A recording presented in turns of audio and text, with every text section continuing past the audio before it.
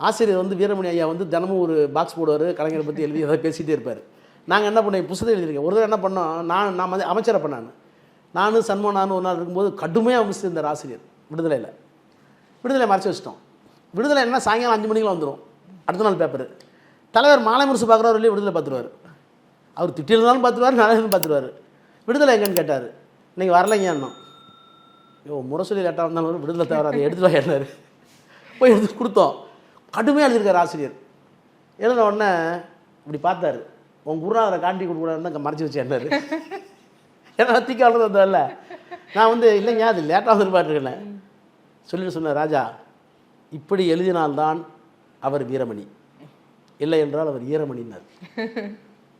இதை 2 பேரும் இருக்கும்போது நான் சொல்லியிருக்கேன், எழுதியிருக்கேன், ஆசிரியருக்கும் தெரியும். அப்போ இன்னொருத்தருடைய ஸ்பேஸை நம்ம எடுத்துக்கக்கூடாது. அது காரணம் சொன்னார்.